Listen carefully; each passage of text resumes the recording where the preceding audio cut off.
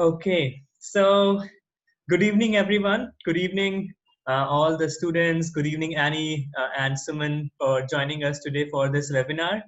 Uh, Today, we have with us Miss Annie Murphy from Center College, Kentucky. Center College is the latest addition to the list of Next Genius partner colleges. And here we are today talking about the holistic admissions process. And we also have Ms. Suman Yadav, the career counselor at Srinidhi International School. Hi, Suman. Great to see you. And in the audience, we have the primary audience consists of students from Srinidhi International School and some students from other schools and counselors from other schools as well. So as we begin this session, I quickly want to share a couple of things about Next Genius.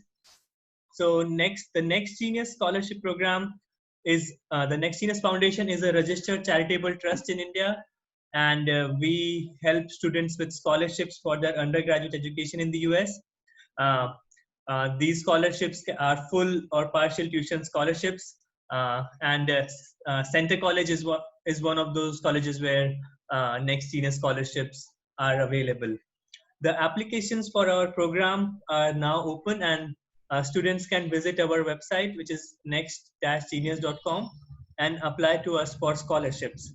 I just want to share a couple of student names who had applied to us from Srinidhi over the past and have won a scholarship.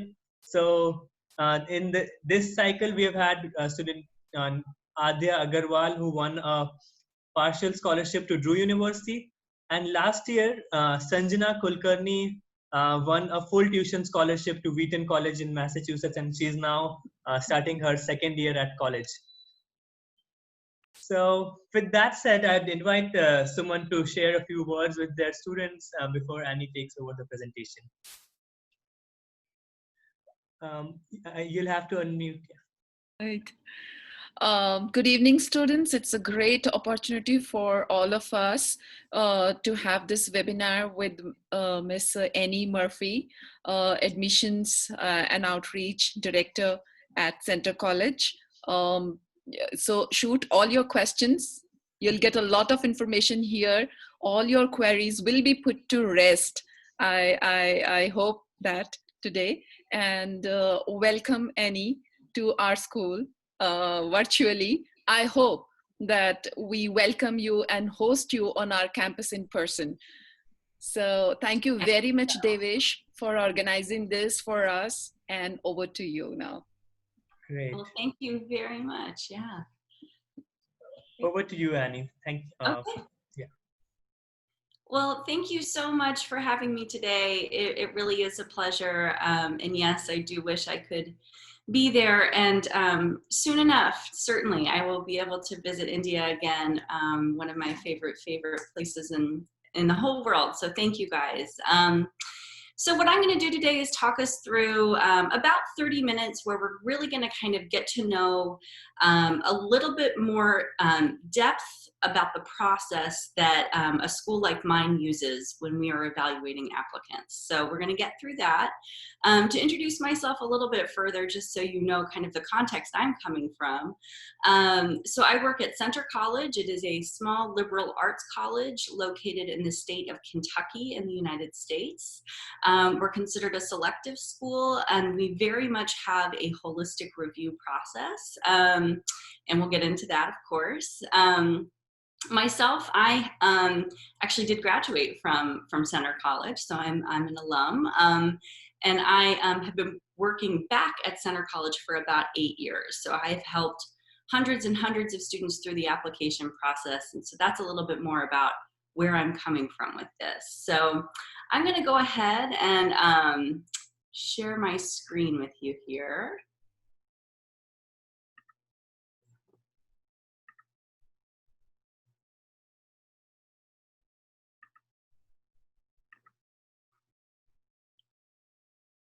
All right, so we'll go ahead and get into it here. So kind of the purpose of this is really, I think, there's a lot of question about just what in general are colleges looking for? What kind of applicant do they like? What are the things that a school like mine might pay attention to that might not be paid attention to in, say, a different country's admission system? Say, for example, the UK system, it's going to be a bit different. So, the process can be a bit more complex. Most schools, when you're just talking about the kind of process that you will be entering, you'll probably use the common application, and I'll get into that a bit. In general, in the United States, what we are looking for on our campuses are students who we think will be a good fit. So we're not just looking at test scores, we're thinking about students who will thrive in our particular environment. And that environment might be a small, say a small town setting. It could be a large urban setting. It could be a place that has hundreds, has thousands of students, and it could be a place that has hundreds of students. So we're just looking for students in general that we think will match with our particular institution. While this process may feel a little, maybe sterile in some cases, it may feel a little bit, just kind of very objective. There are people behind this process. So people like me, our professions, our work is to get to know students and then help you through our process. We love learning about applicants from our admission process. Your applications are treated with incredible care and seriousness. The other thing that I will note is that my comments, I want you to consider that much of what I'm saying, it applies to any school that has kind of a holistic review process, but there certainly are differences between institutions. We have this kind of phrase that we say a little bit in the admission office that says, kind of every institution is different, or sometimes you'll say, well, it depends on who you ask, because there is a lot of variance in some cases of policy or kind of procedure from school to school. But what we'll discuss today is pretty general and accepted. In general, I will mention that it tends to be that the more selective a school is, the more holistic they will be with their application process. So basically what that means is, if you can imagine a place that only has very, very few spots available and many, many students applying for those spots, those institutions really try to dig a bit deeper through applications in order to make sure that the students that they do offer spots to, they think are going to be the best fit. That's not always the case, but in general, I'd say that's a good rule of thumb. We're going to talk a little bit about the opposite way that some schools do their application process, which is a bit more metric as opposed to holistic. We'll get into that. And then I will spend a bit of time talking about the financial aid process. So first off, just some general information about the common application. You may have already taken a close look at this. DP2 students probably, DP1 if not, no problem.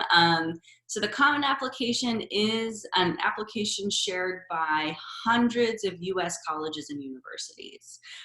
So chances are, if you are embarking on a college application process that includes US institutions, you will submit the common app. You can take a look at all of those different things that you would need to gather ahead of time, and we're going to dig in a little bit more beyond that.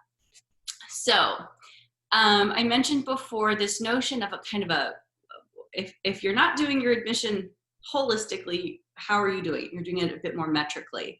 And so the metric approach really is a bit more objective. It's taking a look at things like GPA or IB scores, maybe standardized test scores. You can take a look here. This is a chart where, on one axis, you have kind of the academic GPA. Of course, this is a US context, so you might just imagine your own IB scores in there.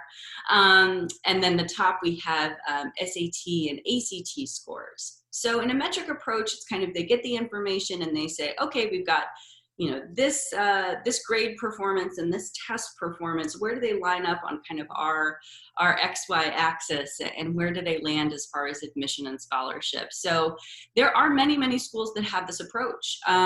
It has some benefit. It can be quite a bit more understandable kind of at the outset when you're trying to embark on this kind of approach. But many, many US institutions are working with more of a holistic approach.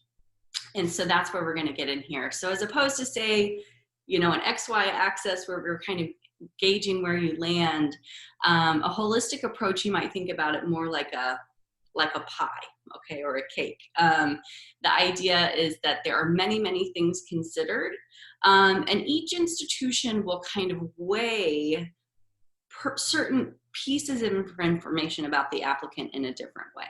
So for example, at our school, one of the things that matters to us most is the rigor of your high school coursework. If you're in an IB school, you're taking IB coursework, we think of that very, very favorably, because you are taking kind of a universal, standardly, challenging curriculum that includes wonderful content. So that is, say, the piece of the pie that might look like the purple section here, right? The part that kind of weighs a lot for us, something that means a lot. Typically in this kind of approach, each of these sections would have, say, a maximum point value attached to them. So you would say, okay, if our application process, the maximum score a student can get is 100 points, how many of those points do we really want to give to say the rigor of a student's coursework?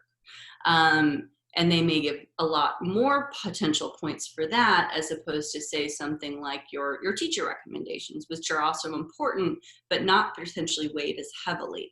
So, so these are some of the things that will be reviewed in a holistic application. So the rigor of your coursework, your GPA or your IB scores, or whatever it is that your particular school is using. I know we have students from a couple of different schools maybe watching today, and so we'll kind of look at whatever context is from your school, whatever information is submitted on your transcript.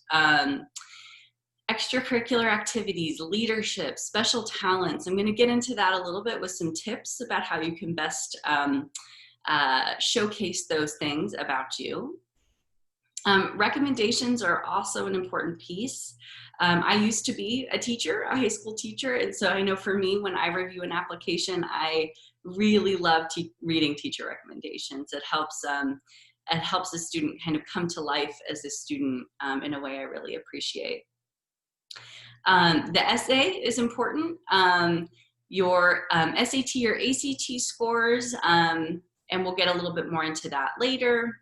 Personal achievements, attributes, and of course your school context. So let's break it down. Let's kind of get into these things. All right, so the rigor of your coursework and kind of what that might look like. So this is one of those things when I receive an application, I'm going to first take a look at something that comes along with your application called the school profile. This is wonderful information that is submitted on behalf of your counselor, your guidance counselor, your career or college counselor, and that really tells me, okay, what is this school all about? What are their offerings? And then from that, I can understand kind of what this student's context is within this school. As you might imagine, the most selective schools are looking for the most challenging coursework. However, I do think it's very important to note that it is essential that you take what is appropriate for you. Some people are lucky and gifted enough to just across the board, man, they could take HL anything they want. That's not that's not the case. Most people kind of have a particular subjects that they really do excel in. So be sure that you're just taking what's appropriate so that you can really have a well-balanced life. Okay, so GPA or IB scores. In the United States, as you embark upon this process, you will potentially hear a lot of people talking about GPA. In the US, that's just our standard, where we tend to give A, B, C, D scores in our US high schools. And those have an equivalent of, say, a 4-to-1 scale. So don't worry about that too much, because everything will be kind of recalculated for you for whatever scale that institution is used for. So, so of course, IB predicted scores, IB scores are incredibly important for that. Every school is going to have kind of a range, a target range of what they want those scores to look like. And you can typically kind of research an institution ahead of time and say, hey, you know, this is where I think I'm going to land. Do I feel like I'm kind of within a range for that institution? Extracurricular involvement. This is one of those things that in some countries, they do not look at this at all. In the United States, at many schools, extracurricular involvement is something that really helps to distinguish an applicant. Why is that? It is because if you think about it, you know, we have these college campuses where we are inviting students from all over the world to join us, and we have a lot going on our campuses. And we're looking for students who are going to come and contribute to that community. The way you contribute will look very different. Some students are very interested in, say, music. Some might like to do athletics. Some are interested in student government. Some want to do research. Some want to do, drama, whatever it might be. One of the things that helps us find a student who we think is a good fit for our school is looking at the ways that they have contributed to their school community or their local community. I find that the extracurriculars that are listed, these really should be things that matter to you. We have some students who it seems like they are involved in everything, right? They have a lot of different involvement across different areas. That's the way that some students' applications look. Some students you see more of a specialist theme, where a student really kind of has dug in on, say, the sciences and research or STEM. That might be a theme to a student's application, or maybe the theme might be the arts and creative writing. So there's no right way to do it. We'll see a lot of variety there. I do want to mention something because of COVID-19, quarantine, the lockdowns that are all over the world. This has clearly disrupted and interrupted your ability to do things, to participate in activities. And please, please know that we are all in the same boat. We all know that this is the case. So there is in no way will you be penalized for perhaps you were involved in some sort of service or outreach. And of course that had to stop, and that makes sense, and that was appropriate. So the applications that we're going to be receiving for this next cycle, I imagine, are going to look very different, and that's okay. Like I mentioned earlier, there are people behind this process. We are aware. We have hearts. We know the circumstances that everybody's been dealing with. So I want to give you a sample here. So what I've done is actually just take a screenshot from a student of ours. He's actually from India. And this is a look at the way he filled the activity section on his common application.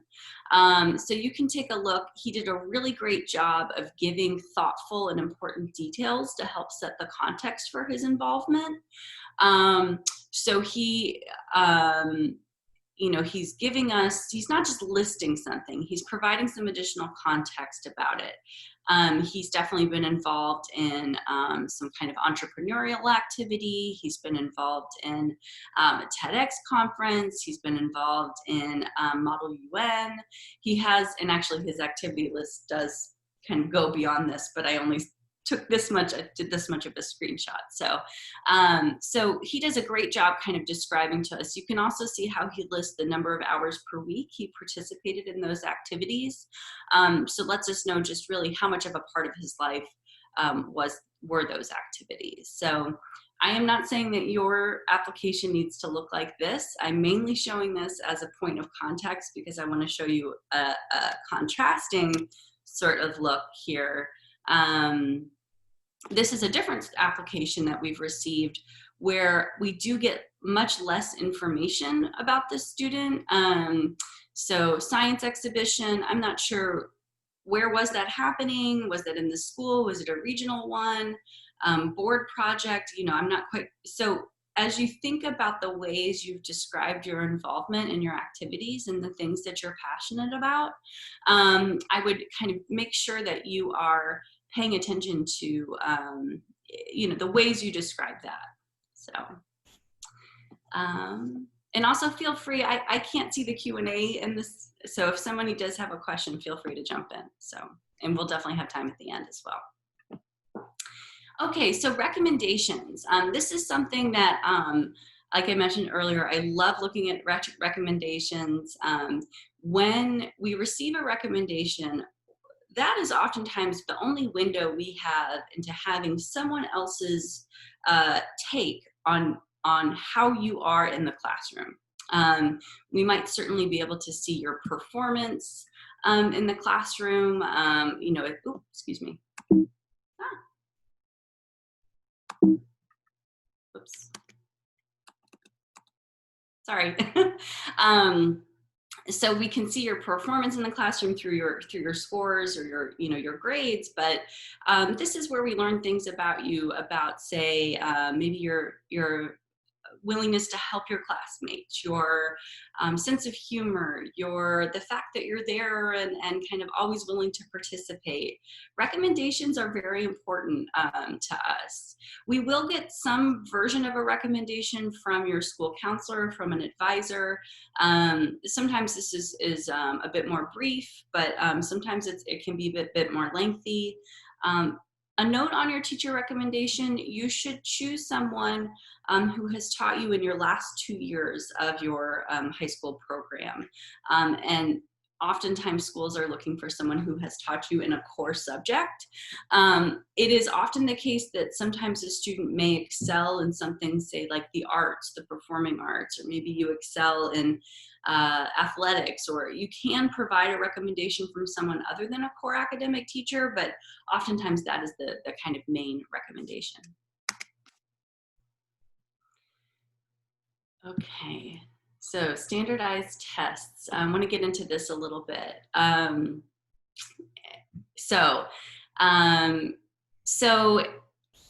tests are something that I think that we live in a world where test score achievement is seen, it seems to be very highly valued.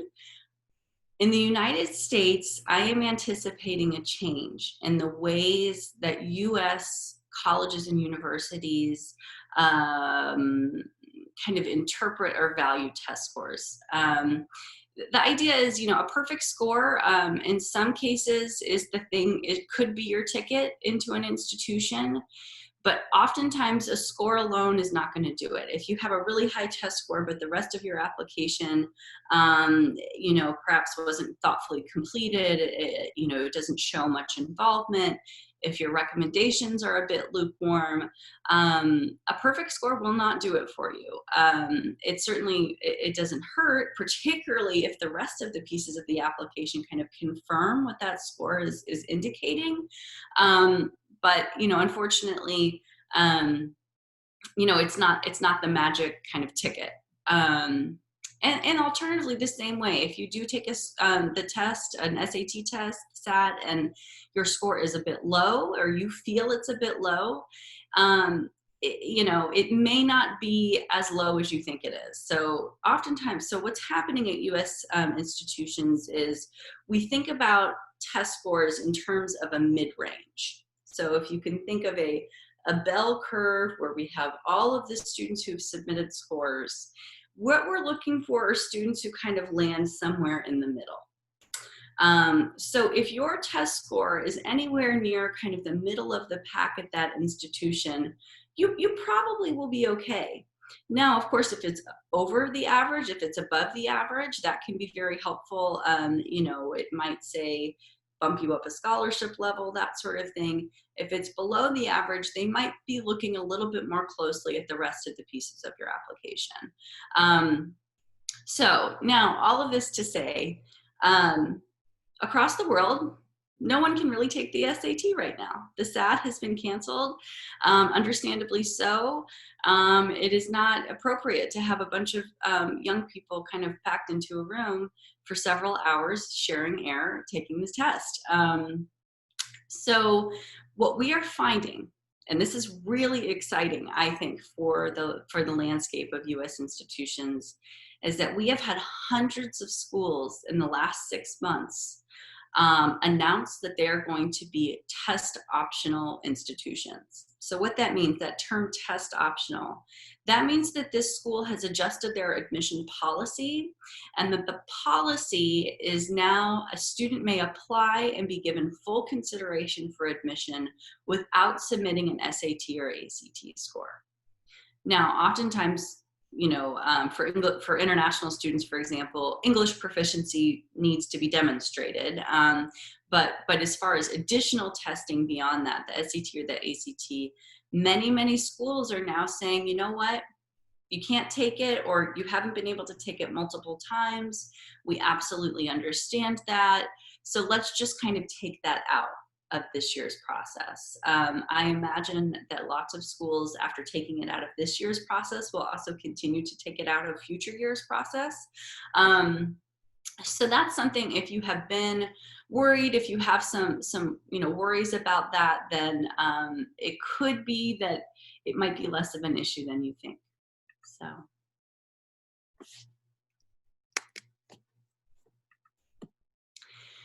All right, another thing that I think is a really important piece of this application is the essay. So the essay, and honestly, this is one of the most challenging things to kind of put together in this process. It's a challenging task to have to summarize kind of who you are and to give a great impression of who you are through a, say, 500 to 650 word essay.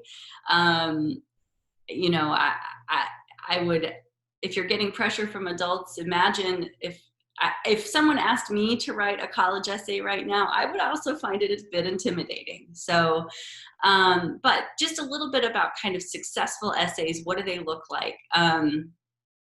So a successful application essay, you know, the essay is really the only time in your application where you have real control over what your narrative looks like, what story you're going to tell. You know, in some cases, our stories are told for us, right? The COVID-19 story has been told for us. We didn't have any control over that. But your essay is really where you get to choose the story that you think can be a good reflection of you. Some of the things that the essay does, it can really show what you might bring to that campus.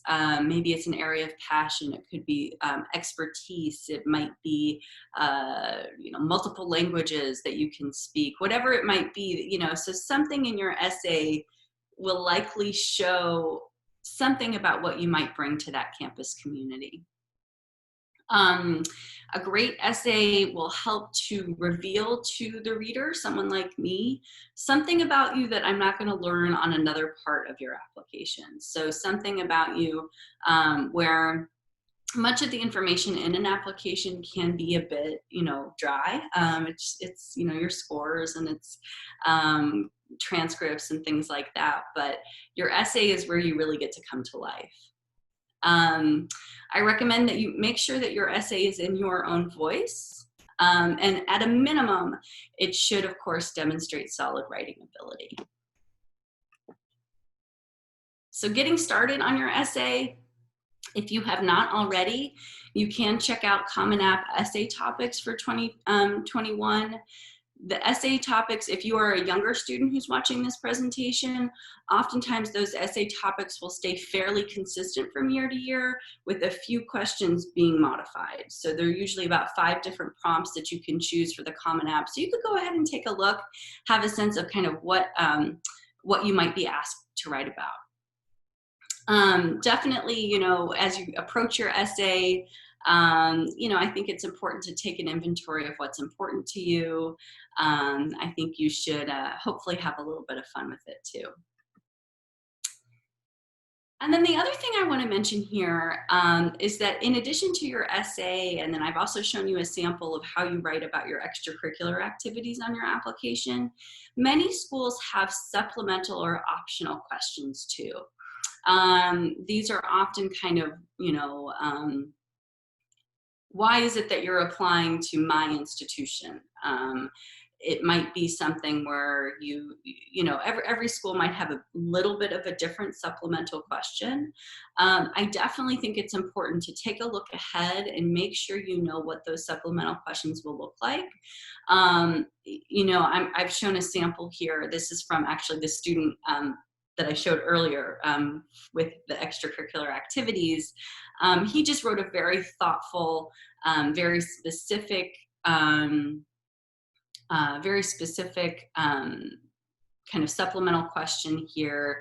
I could tell that he'd done a lot of research about our institution, that he really felt very passionate about coming to Centre College, and that made a really great impression. So.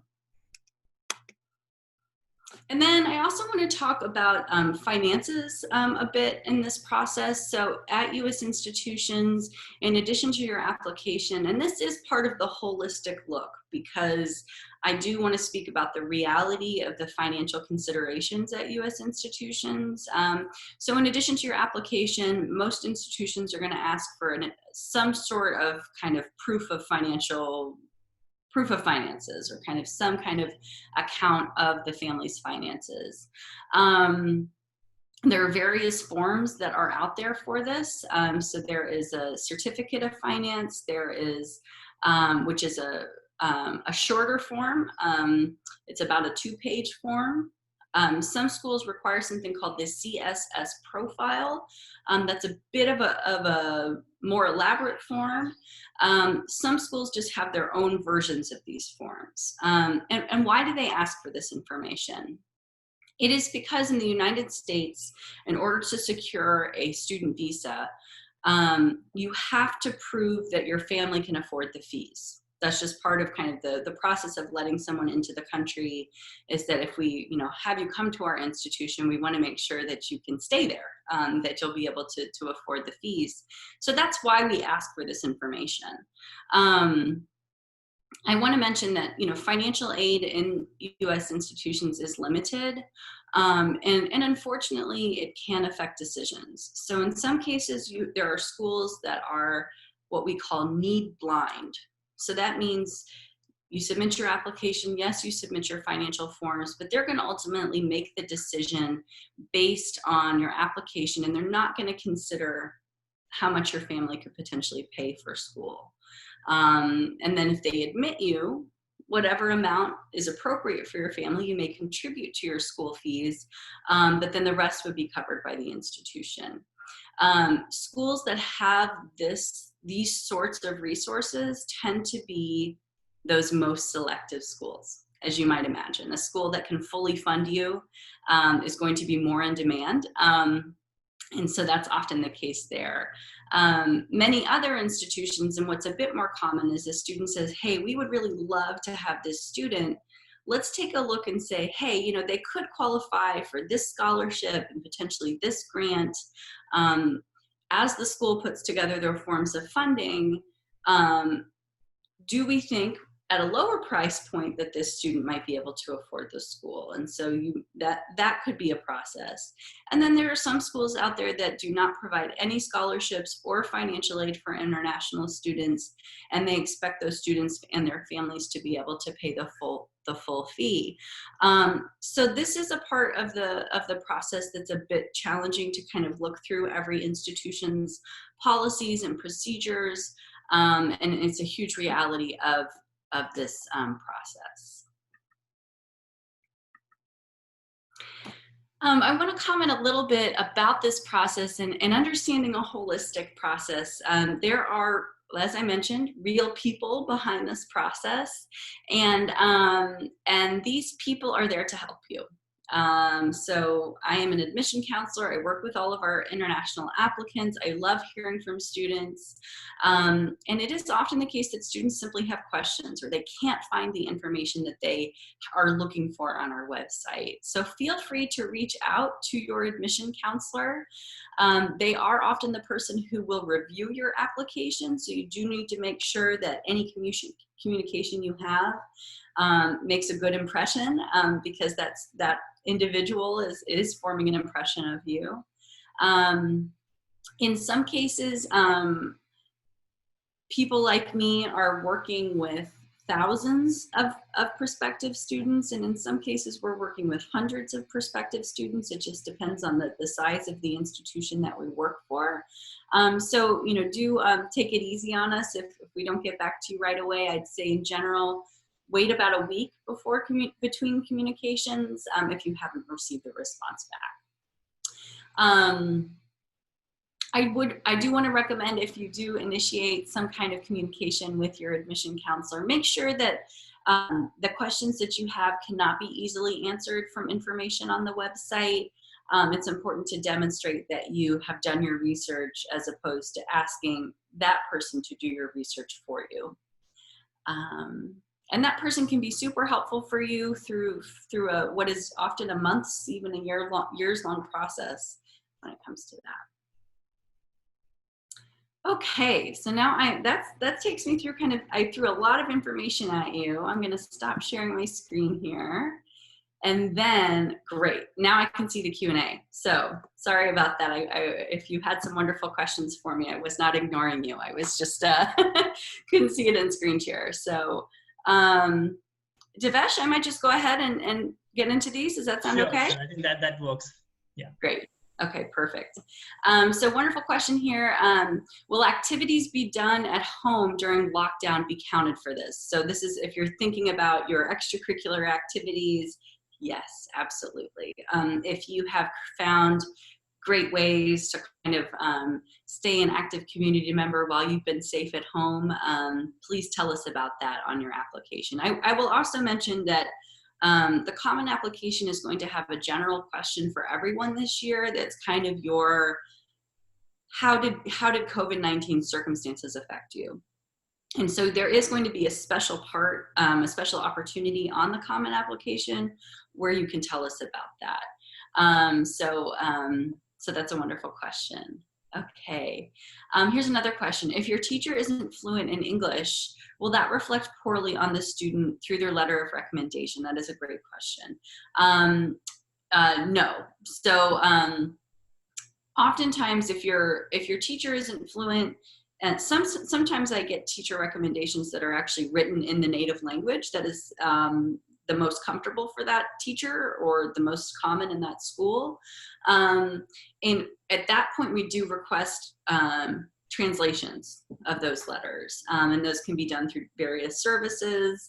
That's something you should check with your guidance counselor about, or someone like Devesh can help you with understanding, hey, what's a good way to maybe get a translation if I need one. No, I mean, people like me, we know that we have applicants from all over the world, and we also kind of understand different school settings, different contexts for different countries.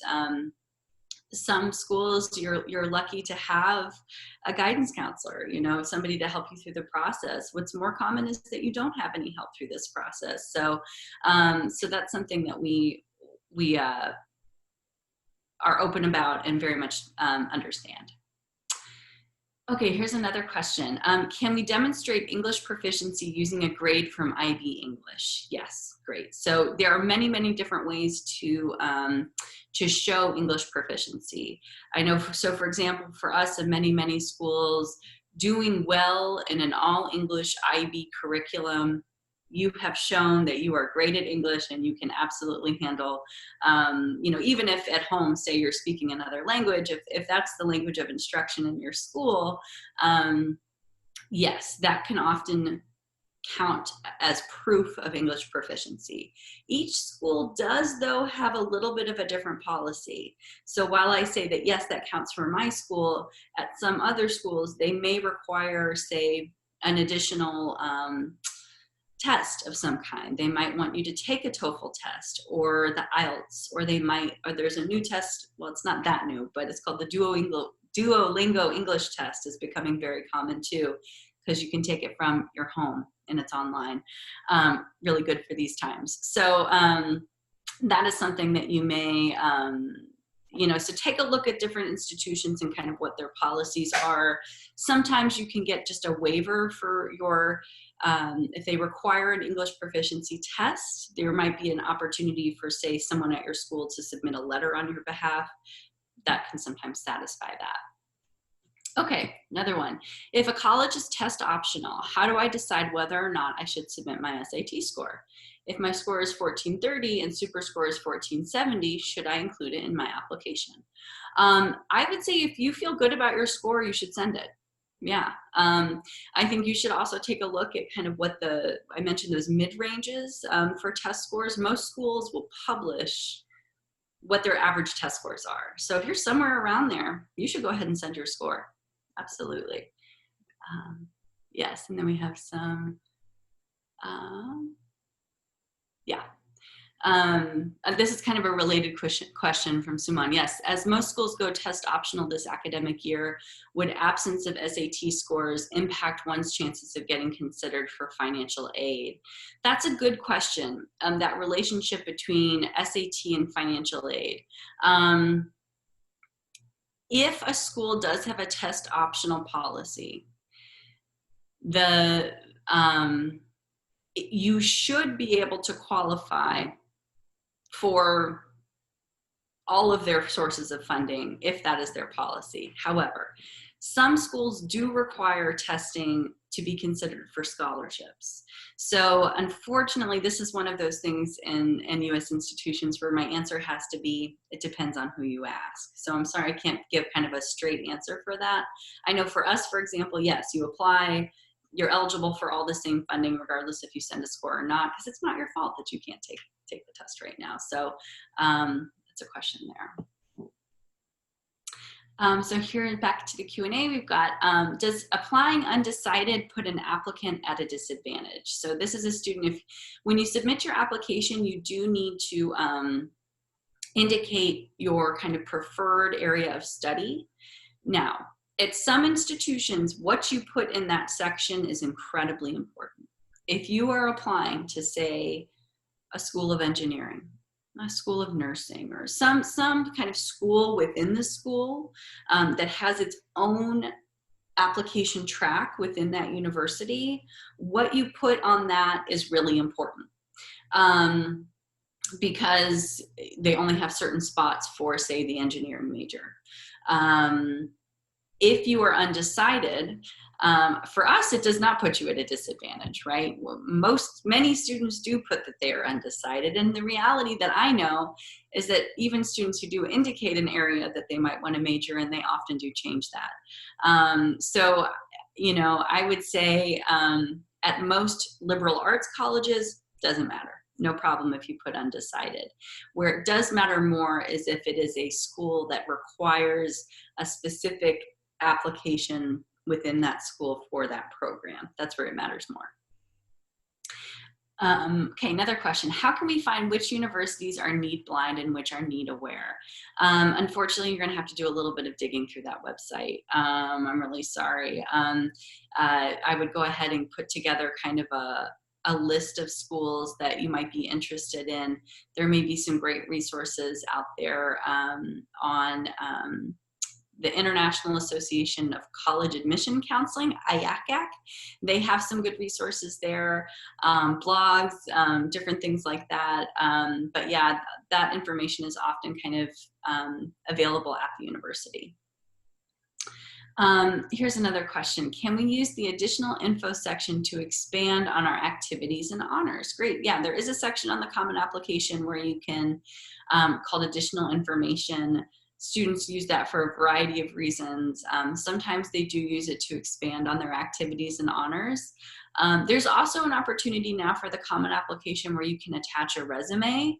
So I would see if that information can have enough context and detail in a resume, which you can send as an attachment. That might be sufficient, but you can also provide a little bit more context and information in that additional information section. Yeah, that section is kind of free. You know, some students use it to talk about,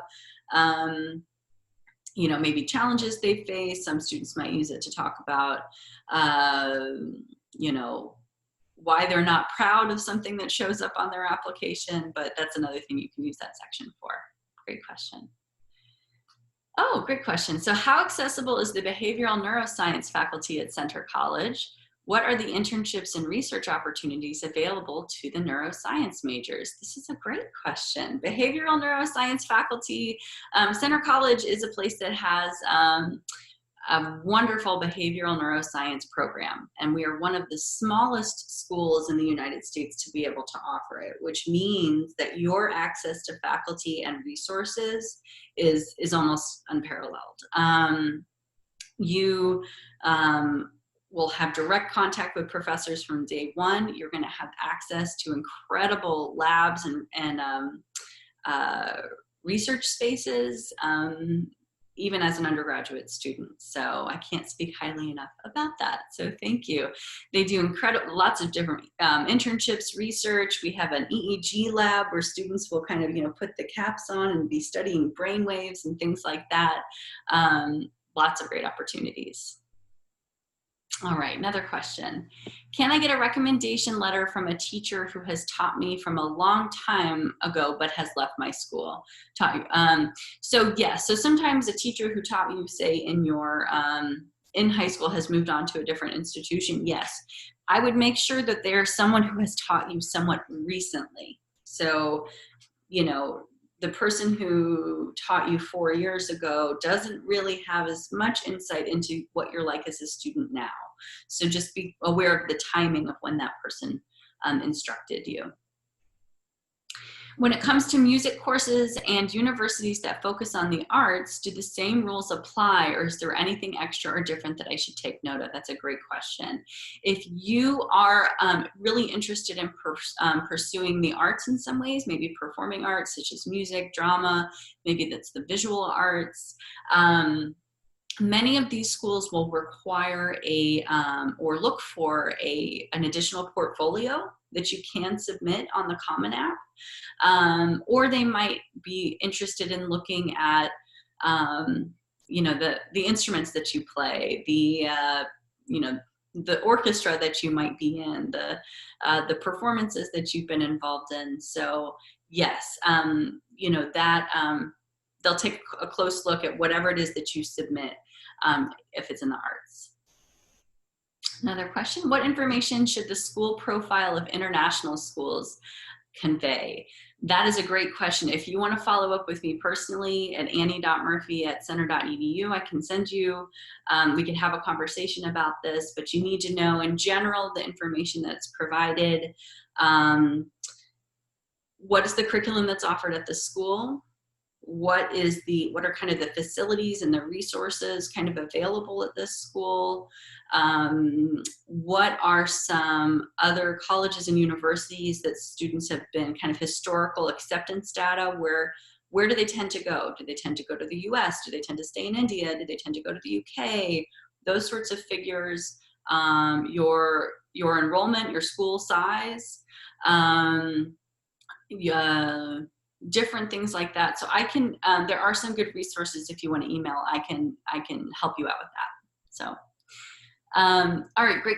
Another question. If you're an American citizen who lives in India, do you still need to demonstrate your English proficiency? You typically no. As long as you do say that English is one of your first languages on the Common Application. That's another thing. There are questions on the Common App about your languages and what you speak. If you list English as a first language, then usually you're exempt. So, Okay, how does a university take the difference in the vocabulary of the students as reflected by their essays? Yeah, that's something that there are certain, turns of phrase, uses of vocabulary, things that are different from country to country. Again, that's kind of our job, is to be sensitive to differences, and we appreciate differences. And so there's certain, ways that things will be described, or ways that things will be addressed in, say, an application from India that might look different than from an applicant in Vietnam, than from an applicant in Ghana, and that's okay. Okay, is there a first come, first serve for eligible applicants? Is there a better chance of getting in if we apply early? Are applicants applying later, end of December, start of January, at a disadvantage? So in general, not necessarily the timing of when you submit your application, but your choice of application plan. That's what you should be looking at. So for example, we have early decision. Early decision, universally at U.S. colleges, is binding. That means, yes, you're ready to apply early, but you're also ready to commit early if you get into that school. You can only apply to one early decision school. Most common at schools is an early decision option, an early action option, which is more open. You can apply to many schools from an early action plan, or regular decision. Now, in some cases, if you apply early decision, again, you've made that commitment that this is your top one and only school, this is where you want to go. That pool tends to be much, much smaller because of that commitment that they've made of applicants. And so it can be easier to get into a school in early decision. Early action versus regular decision, it often doesn't make much of a difference. I always say, though, if you know you're going to apply to this school, I would just choose, submit the application as early as you can. That's just kind of a good rule of thumb. Okay, what is the pre-med program like at Center College? Pre-med for us is wonderful. My little sister, actually, who attended Center, is now a doctor. She went through the pre-med program and did so quite successfully. Pre-med for us, students have access to research opportunities, internship opportunities. They're in really small classes, so they're able to really master that content that is tested on the MCAT, which is the medical school acceptance test. I will say that there are very, very few spots in U.S. medical schools that are safe for international students. So it's a very, very competitive process for international students. But we do, we in general as an institution have a really, really high success rate for students being admitted to medical school. Okay, so how does the approach to the COVID situation? How do I approach this COVID situation in the essay section? Is it a dry topic? I'm sure many students are going to take the pandemic to use it in her essay. Any tips? Yeah, I think we're going to see a lot of essays about the pandemic. What I would recommend, if that's an essential part of your story, it's certainly not off limits for your essay. But as I mentioned earlier, there's going to be a separate section of the application where you can talk about kind of your circumstances regarding the pandemic, COVID-19, quarantine, lockdown. So it could be a better, to reserve those comments for that section, and then to use your essay to really tell more of your personal narrative. But like I said, maybe the circumstances really have shaped your personal narrative, and that's appropriate. So I will say, it might not stand out if you write about COVID in your essay, but it wouldn't be inappropriate. Okay. Another question, what variety of biology and environmental majors does your university offer? We offer biology, we offer environmental studies, we offer, I mentioned behavioral, that's not biology, that's behavioral neuroscience. So we offer all of those majors, yeah. Not every college has a space to attach a resume. How do we send the resume in that case? If they do not have a space for it, that means that they probably don't want it, and that they don't want to look because they just have too much of a volume of applications. That is something you could email your admission counselor and say, hey, I have this, may I send it to you as an additional supplement to my application? And they might say, no, we don't really take a look at those. And they may say, sure, absolutely send it to me. All right. Can my mother, who has taught me in school, write a letter of recommendation for me? Yeah, that would, yes. I would also ask someone who is not your parent to write a letter of recommendation for you.